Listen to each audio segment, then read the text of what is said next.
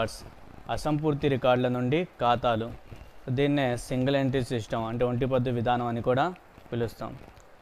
So ఇవాళ చెప్పబోయేటువంటి topics ఏంటంటే, first meaning, single entry system యొక్క అర్థం ఏంటో చూడబోతున్నాం.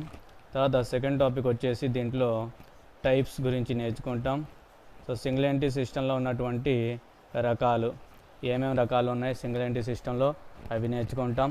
తర్వాత ఫీచర్స్, సో లక్షణాలు ఏంటి, సింగిల్ ఎంట్రీ సిస్టమ్ యొక్క లక్షణాల గురించి నేర్చుకుంటాం. అండ్ లాస్ట్గా బేసిక్ ప్రాబ్లమ్స్, 2 మార్క్స్ వచ్చేటువంటి క్వశ్చన్స్ కొన్ని ఉన్నాయి. సో ఆ ప్రాబ్లమ్స్ మనం ఇక్కడ నేర్చుకుంటాం. ఫస్ట్ సింగిల్ ఎంట్రీ సిస్టమ్ అంటే ఏంటి, సో దాని గురించి డీప్ నాలెడ్జ్ కావాలంటే ఒకసారి ఇక్కడ ఎగ్జాంపుల్ ఒకటి ఉంది, ఆ ఎగ్జాంపుల్ని చూద్దాం. చూడండి ఒకసారి, ఇతని పేరు రమేష్. సో ఇతను టీ వ్యాపారం చేస్తున్నాడు. టీ షాప్ ఒకటి పెట్టుకొని చిన్న బడ్డీ కొట్టు, దాంతో వ్యాపారం చేస్తున్నాడు. సో ఒకసారి అతని దగ్గరికి వచ్చినటువంటి ఒక ఆయన ఏం చెప్పాడంటే, సో ఇక్కడ కాదు, నువ్వు సిటీలోకి వెళ్ళి చేస్తే కనుక ఎక్కువ ప్రాఫిట్ సంపాదించేటువంటి అవకాశం ఉంటుంది అని చెప్పేసి ఒక సలహా ఇచ్చాడు. సో ఆ సలహా మేరకు రమేష్ ఏం చేశాడంటే బ్యాంక్ దగ్గరికి వెళ్ళాడు. ఎందుకంటే షాప్ పెట్టాలంటే కంపల్సరీగా మనకి సో ఫర్నిచర్ అవి మొత్తం కావాల్సి వస్తాయి. సో ఎంతో కొంత మూలధనం కావాలి, క్యాపిటల్ కావాల్సి వస్తుంది. సో దానికోసం పెట్టుబడి కోసం ఏం చేశాడంటే, సో బ్యాంక్ మేనేజర్ దగ్గరికి వెళ్ళాడు. సో బ్యాంక్ మేనేజర్తో మాట్లాడిన తర్వాత బ్యాంక్ మేనేజర్ ఏం చెప్పాడంటే, సార్ మరి మీకు లోన్ ఇవ్వాలంటే నాకు సెక్యూరిటీ కావాలి. సెక్యూరిటీ అంటే ప్రాపర్టీ కానీ ఏమైనా ఉంటే కనుక ఆ సెక్యూరిటీ తీసుకొస్తే దాని బేస్ మీద లోన్ ఇస్తాను, లేదా నాకు అకౌంట్స్ కావాలి. So financial statement, final accounts ఉన్నాయి. సో ఆ ఫైనల్ అకౌంట్స్ అయినా సరే తీసుకురండి. సో రమేష్ ఏం చెప్తానంటే, సార్ నేను పేదోని కాబట్టి నా దగ్గర ఎటువంటి ప్రాపర్టీ లేదు, సో దీని బేస్ మీద లోన్ మనకి రాదు.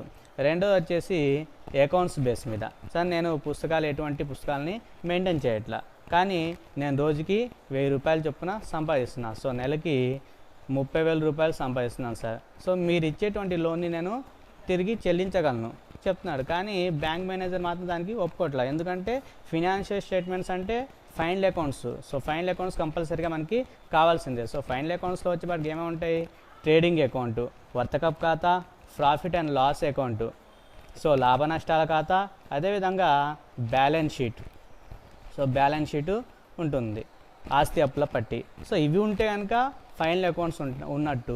సో ఈ ఫైనల్ అకౌంట్స్ ఉంటే వీటిని సిఏ దగ్గర ఆడిటింగ్ చేసుకొస్తే సో దాని బేస్ మీద నీకు లోన్ ఇస్తామని చెప్పారు. అంటే ఇటువంటి ఓన్లీ రమేష్ మాత్రమే కాదు, సో రమేష్ లాంటి వాళ్ళు చాలామంది ఉన్నారు. ఐస్ క్రీమ్ అమ్మే వాళ్ళు కావచ్చు, లేకపోతే ఫ్రూట్స్ అమ్మేటువంటి వాళ్ళు కావచ్చు, లేకపోతే చిన్న చిన్న తోపుడు బళ్ళ మీద వస్తువులు అమ్ముకునేటువంటి వాళ్ళు కావచ్చు, అదేవిధంగా చిన్న చిన్న బట్టల షాపులు పెట్టుకునేటువంటి వాళ్ళు, క్లాత్ షాప్ వాళ్ళు కూడా కావచ్చు. సో వీళ్ళు ఎవరైనా సరే పుస్తకాలను, ఎటువంటి బుక్స్ని మెయింటైన్ చేయట్లేదు, వీళ్ళ దగ్గర అకౌంట్స్ లేవు.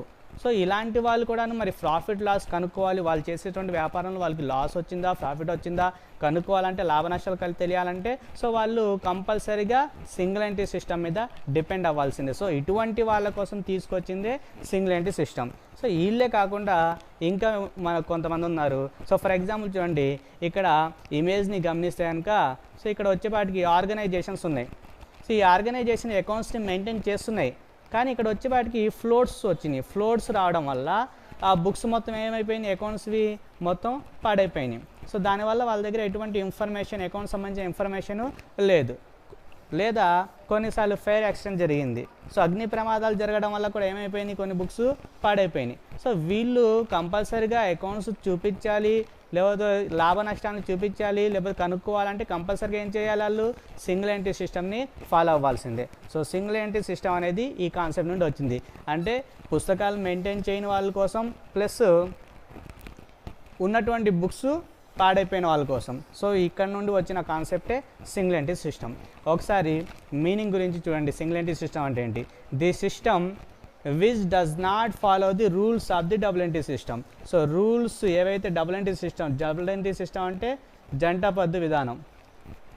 సో జంట పద్దు విధానంలో ఏవైతే రూల్స్ ఉన్నాయో, రెగ్యులేషన్స్ ఉన్నాయో, సో వాటిని ఫాలో అవ్వనటువంటి సిస్టమ్, దాన్ని ఏమంటాం, సింగిల్ ఎంట్రీ సిస్టమ్ అని అంటారు. సో సింగిల్ ఎంట్రీ సిస్టమ్నే మనం అకౌంట్స్ ఫ్రమ్ ఇన్కంప్లీట్ రికార్డ్స్ అని అంటున్నాం. ఎందుకంటే ఇక్కడ అకౌంట్స్ని తయారు చేస్తున్నాం. దేని నుండి తయారు చేస్తున్నాం, ఇన్కంప్లీట్ రికార్డ్స్ ఉంది, మన దగ్గర ఎటువంటి బుక్స్ లేవు అయినా సరే అకౌంట్స్ని తయారు చేస్తున్నాం.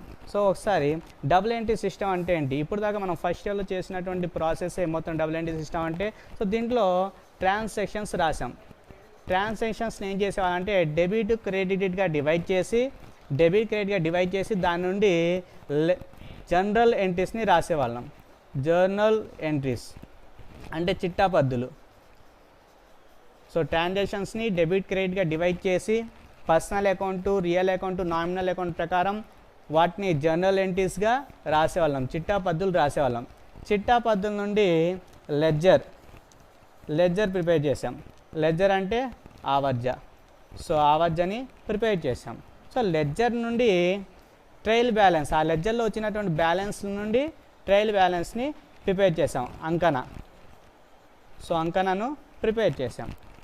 అంకన తయారు చేసిన తర్వాత దీంట్లో ఉన్నటువంటి బ్యాలెన్స్ని బట్టి ఫైనల్ అకౌంట్స్ని రాసాం. సో ఫైనల్ అకౌంట్స్ అంటే ఏమేమి వచ్చింది మన దగ్గర 3 టైప్స్ ఆఫ్ అకౌంట్స్ని రాసాం ఫైనల్ అకౌంట్స్లో. ఒకటి ట్రేడింగ్ అకౌంట్, వర్తకపు ఖాతా రాసాం. రెండోది ప్రాఫిట్ అండ్ లాస్ అకౌంట్, లాభ నష్టాల ఖాతాను ప్రిపేర్ చేసాం.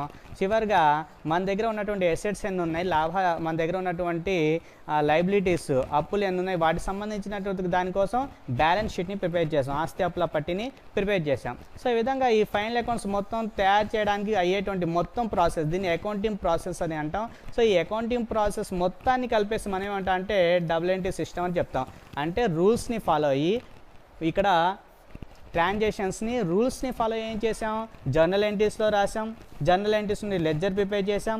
లెడ్జర్ నుండి ట్రయల్ బ్యాలెన్స్ ప్రిపేర్ చేసాం. ట్రయల్ బ్యాలెన్స్ నుండి ఫైనల్ అకౌంట్స్ని రాసాం.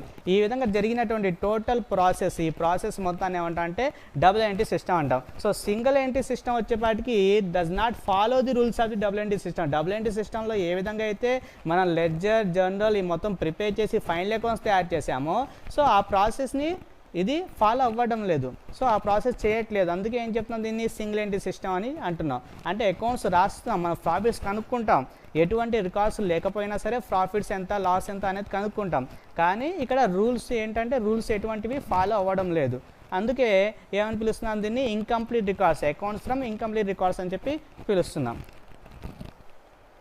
నెక్స్ట్ చూడండి, డబుల్ ఎంట్రీ సిస్టమ్ తర్వాత మా డబుల్ ఎంట్రీ సిస్టంలో అన్ని రూల్స్ని ఫాలో అయ్యాం, సింగిల్ ఎంట్రీలో మాత్రం రూల్స్ని ఫాలో అవ్వాలి. ఇక్కడ వచ్చే వాటికి సింగిల్ ఎంట్రీలో కొన్ని రకాల వాటికి ఎంట్రీస్ రాస్తాం, కొన్ని వాటికి మనం డబుల్ ఎంట్రీని ఫాలో అవుతాం. కొన్నిట్లో సింగిల్ ఎంట్రీ మాత్రమే ఉంటుంది, అంటే ఒకదానికి సంబంధించిన ట్రాన్సాక్షన్స్ రాస్తాం, ఒకదానికి సంబంధించిన ట్రాన్సాక్షన్స్ని రాయము. కొన్ని వాటిలో అసలు పుస్తకాలనే మెయింటైన్ చేయరు. సో ఫర్ ఎగ్జాంపుల్ వచ్చేవాటికి చిన్న షాప్ వాళ్ళు ఉందనుకోండి, వాళ్ళు అసలు ఎటువంటి పుస్తకాలని మెయింటైన్ చేయరు. సో అసలు ఏ ట్రాన్సాక్షన్ జరిగినా సరే వాళ్ళు ఎంట్రీస్ మెయింటైన్ చేయరు. కొన్ని రకాల వాళ్ళు ఏంటంటే ఒక ఎంట్రీ మెయింటైన్ చేస్తారు, ఒక ఎంట్రీ వదిలేస్తారు. అంటే డెబిట్ ఆస్పెక్ట్ రికార్డ్ చేస్తే క్రెడిట్ ఆస్పెక్ట్ని వదిలేస్తారు. సో వాళ్ళని ఏమంటాం అంటే సింగిల్ ఎంట్రీ అంటాం. తర్వాత డబుల్ ఎంట్రీ మెయింటైన్ చేసే వాళ్ళు కూడా ఉన్నారు. అంటే ఈ మొత్తం కూడాను సింగిల్ ఎంట్రీ ఒక్కోసారి డబుల్ ఎంట్రీగా యాక్ట్ చేస్తుంది, ఒక్కోసారి సింగిల్ ఎంట్రీగా యాక్ట్ చేస్తుంది, ఒక్కోసారి నో ఎంట్రీగా యాక్ట్ చేస్తుంది. ఫర్ ఎగ్జాంపుల్ చూడండి, some transactions are recorded 12 aspects. ఒక వ్యవహారంలో ఉన్నటువంటి 2 ఆస్పెక్ట్స్ని, 2 అంశాలని రికార్డ్ చేస్తున్నాం. ఫర్ ఎగ్జాంపుల్ టీ షాప్ అతను ఉన్నాడు. ఇతను ఒక పర్సన్ నుండి డబ్బులు తీసుకున్నాడు. సో ఎవరి దగ్గర నుండి డబ్బులు తీసుకున్నాడు ఏంటనేది కంపల్సరీగా రికార్డ్ చేసుకుంటారు. అంటే ఎంత డబ్బులు తీసుకున్నాడు, క్యాష్ రికార్డ్ చేస్తున్నారు, ఎవరు ఇచ్చారు అంటే డెటార్. సో అతని గురించి కూడాను క్రెడిటార్. సో క్రెడిటార్ గురించి కూడాను రికార్డ్ చేస్తున్నారు. అంటే ఈ 2 వ్యవహారాలని రాసుకుంటున్నారు పుస్తకాల్లో. అంటే అది ఎంట్రీ రూపంలో రాయకపోయినా సరే 2 ఆస్పెక్ట్స్ రికార్డ్ చేస్తున్నాడు. సో ఇచ్చినటువంటి పర్సన్ గురించి రాస్తున్నారు, ఎంత అమౌంట్ ఇచ్చాడు, క్యాష్ ఎంత వచ్చింది అది కూడాను రాస్తున్నారు. సో 2 ఆస్పెక్ట్స్ రికార్డ్ చేస్తున్నారు. అంటే సింగిల్ ఎంట్రీలో 2 ఆస్పెక్ట్స్ కూడా రికార్డ్ చేసి ఉండొచ్చు, లేదా సింగిల్ ఎంట్రీ ఒకే ఎంట్రీ సంబంధించినటువంటి ట్రాన్సాక్షన్స్ రికార్డ్ చేసి ఉండొచ్చు. ఓకే, సో దీంట్లో వచ్చేవాటికి ఒకే ఎంట్రీ సంబంధించినటువంటి అంటే కొన్నిసార్లు అతను చేసేటువంటి డ్రాయింగ్స్ ఏమైనా ఉంటే కనుక, అంటే అతను ఇంటికి తీసుకెళ్లేటువంటి అమౌంట్ ఏమైనా ఉందనుకోండి, దాన్ని ఏం చేస్తాడు, దానికి సంబంధించినటువంటి రాసుకుంటాడు, క్యాష్ ఎంత తీసుకెళ్ళారు రాసుకుంటాడు, కానీ ఎవరు తీసుకెళ్తున్నాడు అనేది రాసుకోడు. అంటే దీన్ని బిజినెస్ ఎంటిటీ కాన్సెప్ట్ అంటాం. అంటే బిజినెస్ వేరే, పర్సన్ వేరే, దీన్ని డివైడ్ చేయడు. సో ఒక్కటే రాసుకున్నాడు, క్యాష్ తగ్గిందా పెరిగిందా మాత్రమే చూస్తున్నారు, ఎవరు తీసుకెళ్తున్నారు ఎవరు ఇస్తున్నారు అనేది రాసుకోవట్లా. సో డ్రాయింగ్ సంబంధించి రాయట్లా. సో ఇది సింగిల్ ఎంట్రీ, అంటే ఒకదానికి సంబంధించిందే రాస్తున్నాడు. అదేవిధంగా నో ఎంట్రీ, కొన్ని వాటికి అసలు రాయడు. ఫర్ ఎగ్జాంపుల్ డిప్రిషియేషన్ ఉంది, డిప్రిషియేషన్.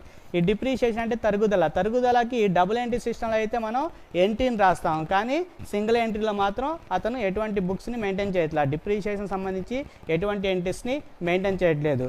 సో ఈ విధంగా ఏంటంటే సింగిల్ ఎంట్రీ సిస్టమ్ ఒక్కోసారి డబుల్ ఎంట్రీగా కూడా ఉంటుంది. అంటే కొన్ని రకాల అకౌంట్స్ని మెయింటైన్ చేస్తున్నారు, 2 ఆస్పెక్ట్ రికార్డ్ చేస్తున్నారు కొన్ని వాటికి.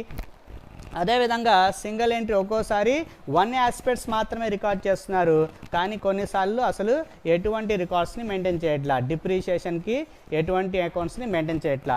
అదేవిధంగా బ్యాడ్ డేట్స్కి, రాని బాకీలు కూడా ఎటువంటి అకౌంట్స్ మెయింటైన్ చేయట్లా. సో ఈ విధంగా సింగిల్ ఎంట్రీ అనేది ఒక్కోసారి మన దగ్గర ఉన్నటువంటి సోర్సెస్లో డబుల్ ఎంట్రీ ఉండొచ్చు, ఒక్కోసారి సింగిల్ ఎంట్రీ ఉండొచ్చు, అదేవిధంగా నో ఎంట్రీ కూడాను ఉండొచ్చు. సో ఈ మొత్తాన్ని కలిపేసి మనం సింగిల్ ఎంట్రీని 3 టైప్స్గా డివైడ్ చేసాం. సో 3 రకాలుగా డివైడ్ చేయడం జరిగింది. దాంట్లో ఫస్ట్ వన్ వచ్చేసి ప్యూర్ సింగిల్ ఎంట్రీ సిస్టమ్, శుద్ధ ఒంటి పద్దు విధానం. దీంట్లో ఏం చేస్తామంటే ఓన్లీ పర్సనల్ అకౌంట్స్ని మాత్రమే మెయింటైన్ చేస్తాం, పర్సనల్ అకౌంట్ని మాత్రమే మెయింటైన్ చేస్తాం, అంటే వ్యక్తిగత ఖాతాలను మాత్రమే మనం రికార్డ్ చేస్తున్నాం. సో అటువంటివి అంటే పర్సన్స్ ఎవరికి డబ్బులు ఇవ్వాలి, ఎవరి నుండి డబ్బులు రావాలి, ఇంతవరకు మాత్రమే అతను పుస్తకాన్ని మెయింటైన్ చేస్తున్నాడు. దాన్ని ఏమంటారు అంటే ప్యూర్ సింగిల్ ఎంట్రీ సిస్టమ్, శుద్ధ ఒంటి పద్దు విధానం అని అంటారు. రెండోది వచ్చేసి సింపుల్ సింగిల్ ఎంట్రీ సిస్టమ్, సాధారణ ఒంటి పద్దు విధానం. దీంట్లో వచ్చేపాటికి వ్యక్తిగత ఖాతాలు అంటే పర్సనల్ అకౌంట్స్తో పాటు ఇతను క్యాష్ బుక్ని కూడా మెయింటైన్ చేస్తాడు, క్యాష్ బుక్ని కూడా, నగదు పుస్తకాన్ని కూడా మెయింటైన్ చేస్తాడు. అంటే ఎవరు డబ్బులు ఇస్తున్నారు, ఎవరు తీసుకున్నారు, దాంతోపాటు ఎంత వస్తున్నాయి ఎంత పోతున్నాయి, సో క్యాష్ సంబంధించి అమౌంట్ సంబంధించి కూడా ఏం చేస్తున్నారు, రికార్డ్ చేస్తున్నారు. సో ఇటువంటి విధానాన్ని ఏమంటారు అంటే సింపుల్ సింగిల్ ఎంట్రీ సిస్టమ్ అని అంటారు. మూడోది వచ్చేసి క్వాసీ సింగిల్ ఎంట్రీ సిస్టమ్, పాక్షిక ఒంటిపద్దు విధానం. దీంట్లో వచ్చేపాటికి 3 టైప్స్ ఆఫ్ అకౌంట్స్ని మెయింటైన్ చేస్తున్నారు. సో సింగిల్ ఎంట్రీ సిస్టంలో 3 టైప్స్ ఆఫ్ అకౌంట్స్ మెయింటైన్ చేస్తున్నారు. ఒకటి వచ్చేసి పర్సనల్ అకౌంట్, వ్యక్తిగత ఖాతాలని మెయింటైన్ చేస్తున్నారు. అదేవిధంగా క్యాష్ బుక్ అంటే నగదు పుస్తకాన్ని మెయింటైన్ చేస్తున్నారు. And last one subsidiary books సహాయక పుస్తకాలని కూడా మెయింటైన్ చేస్తున్నారు. సో ఈ విధంగా సింగిల్ ఎంట్రీ సిస్టాన్ని 3 టైప్స్గా డివైడ్ చేయడం జరిగింది.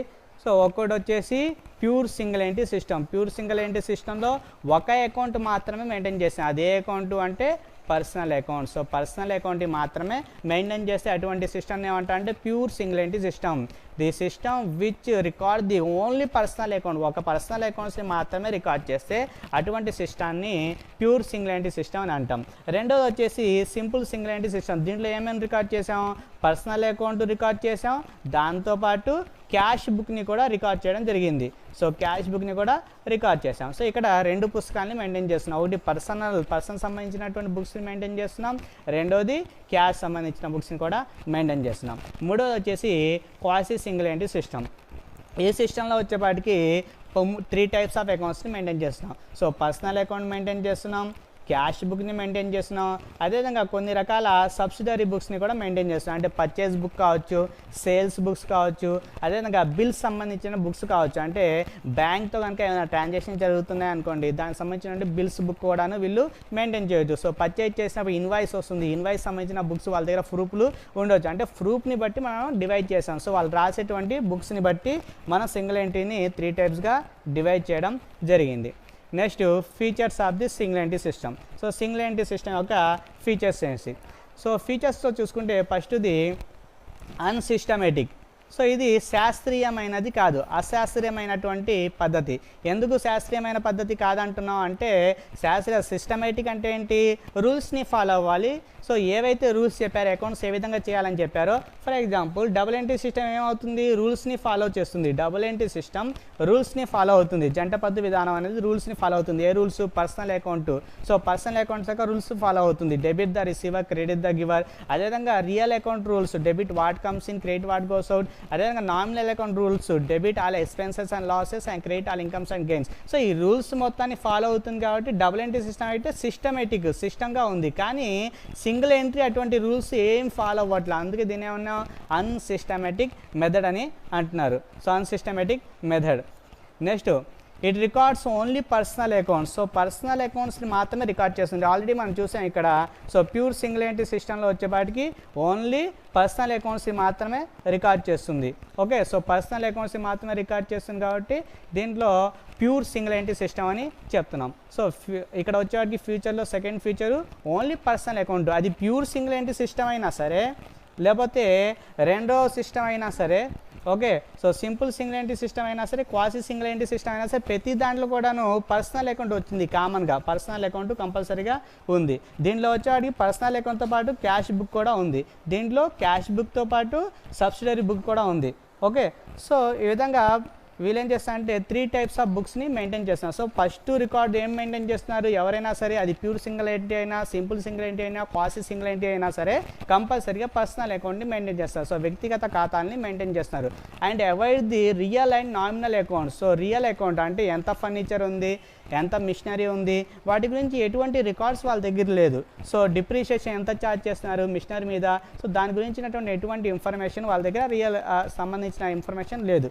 మూడోది రియల్ అకౌంట్ నామినల్ అకౌంట్ సంబంధించిన ఇన్ఫర్మేషన్ కూడా వాళ్ళ దగ్గర లేదు. నామమాత్రపు ఖాతాకు సంబంధించిన ఎక్స్పెన్స్ అంటే శాలరీ ఎంత పేమెంట్ చేస్తున్నారు, తర్వాత వచ్చేసి రెంట్, షాప్కి ఏమైనా రెంట్ ఇస్తే కనుక ఆ రెంట్ ఎంత పేమెంట్ చేస్తున్నారు, వాళ్ళ కింద పనిచేసేటువంటి వాళ్ళకి రోజువారీగా వేజెస్ ఎన్ని పేమెంట్ చేస్తున్నారు, సో ఎటువంటి ఇన్ఫర్మేషన్ వాళ్ళ దగ్గర లేదు. సో అందుకే సింగిల్ ఎంట్రీ సిస్టమ్ని ఏమని పిలుస్తున్నారు, ఇక్కడ ఫీచర్స్లో చూసుకుంటే కనుక it avoids the real and nominal account. So ఈ రియల్ అకౌంట్ నామినల్ అకౌంట్ని మెయింటైన్ చేయట్లేదు. వీళ్ళ దగ్గర ఎటువంటి పుస్తకాలు లేవు, అందుకే ఇది ఇన్కంప్లీట్ అయింది. సో దీనికి సంబంధించి ఉంటేనే కదా మనం బ్యాలెన్స్ షీట్ అవి తయారు చేయడానికి అవకాశం ఉంటుంది. నామినల్ అకౌంట్ ఉంటేనే మనకి ట్రేడింగ్ అకౌంట్ తయారు చేయవచ్చు, ప్రాఫిట్ అండ్ లాస్ అకౌంట్ తయారు చేయవచ్చు. అసలే నామినల్ అకౌంటే లేకపోతే సో ట్రేడింగ్ అకౌంట్ రాదు, ప్రాఫిట్ అండ్ లాస్ అకౌంట్ రాదు, సో బ్యాలెన్స్ షీట్ కూడా తయారు చేయడం కష్టమైపోతుంది. అందుకే దీని యొక్క మెయిన్ లక్షణం ఏంటంటే ఇది ఓన్లీ పర్సనల్ అకౌంట్నే మనకి రికార్డ్ చేస్తుంది, రియల్ అండ్ నామినల్ అకౌంట్స్ని రికార్డు చేయడం లేదు. తర్వాత maintain a cash book. So cash బుక్ని మెయింటైన్ చేస్తుంది. దేంట్లో మనం ఇందాక చూసినటువంటి రకాల్లో చూసుకుంటే కనుక simple single entry quasi single entry సిస్టంలో క్యాష్ బుక్ని మెయింటైన్ చేస్తున్నాం. సో క్యాష్ బుక్ని మెయింటైన్ చేస్తుంది. Next suitable for the small business. So చిన్న బిజినెస్కి మాత్రమే ఈ సింగిల్ ఎంట్రీని ఫాలో అయ్యేటువంటి అవకాశం ఉంది. అంటే సోల్ ప్రొప్రైటర్ కావచ్చు లేకపోతే పార్ట్నర్షిప్ కావచ్చు. సో ఈ రెండు మాత్రమే ఈ సింగిల్ ఎంట్రీ సిస్టమ్ని ఫాలో అవుతాయి. రిమైనింగ్ వాళ్ళు సింగిల్ ఎంట్రీ సిస్టమ్ని ఫాలో అవ్వడానికి వీల్లేదు. Okay, so for example company అనుకోండి, కంపెనీ వాళ్ళు అయితే కనుక కంపెనీస్ యాక్ట్ 2013 ప్రకారం, కంపెనీస్ యాక్ట్ 2013 ప్రకారం కంపల్సరీగా డబుల్ ఎంట్రీ సిస్టమ్ ప్రకారమే ఫైనల్ అకౌంట్స్ని రాయాలి. ప్రాఫిట్ అండ్ లాస్ కనుక్కోవాలంటే కంపల్సరీగా డబుల్ ఎంట్రీ సిస్టమ్నే ఫాలో అవ్వాలి.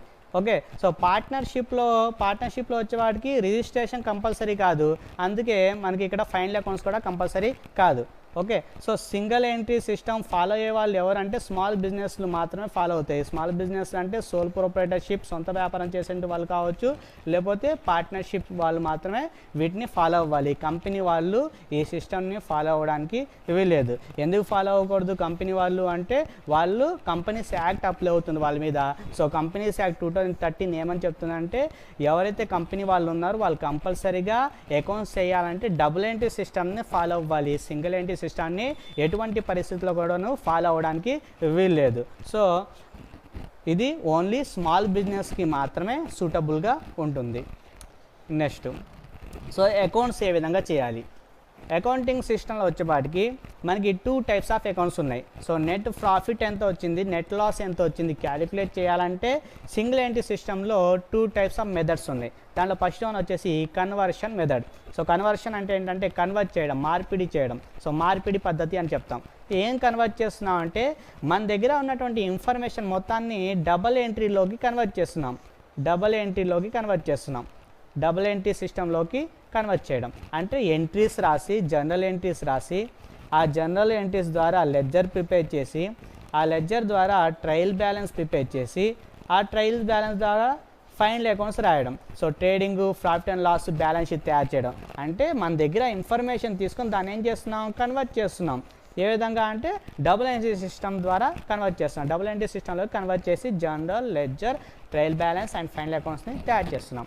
ఓకే, సో ఈ పద్ధతిని ఏమంటాం అంటే కన్వర్షన్ మెథడ్ అని అంటారు. సో కన్వర్షన్లో ఏం జరుగుతుంది అంటే మన దగ్గర ఉన్నటువంటి ఇన్ఫర్మేషన్ని, ఫర్ ఎగ్జాంపుల్ ఇతను డెటార్స్కి డబ్బులు ఇచ్చారనుకోండి. సో డెటార్స్ సంబంధించిన అమౌంట్ని రాస్తాం. ఓకే, ఫర్ ఎగ్జాంపుల్ డెటార్స్కి అమౌంట్ పేమెంట్ చేస్తాం. రమేష్ అనే వ్యక్తికి ఈ అమౌంట్ పేమెంట్ చేసాం 10,000. సో ఎంట్రీ రాసుకుంటాడు. So Ramesh is a receiver కాబట్టి Ramesh account debit to cash account. So ఇచ్చినట్టుగా అంటే అతని దగ్గర ఉన్న ఇన్ఫర్మేషన్ మనం ఏం చేస్తున్నాం, జర్నల్ ఎంట్రీస్ రాస్తున్నాం. మళ్ళీ దీని నుండి లెడ్జర్ ప్రిపేర్ చేసుకుంటాం. రమేష్ అకౌంట్, అదేవిధంగా క్యాష్ అకౌంట్.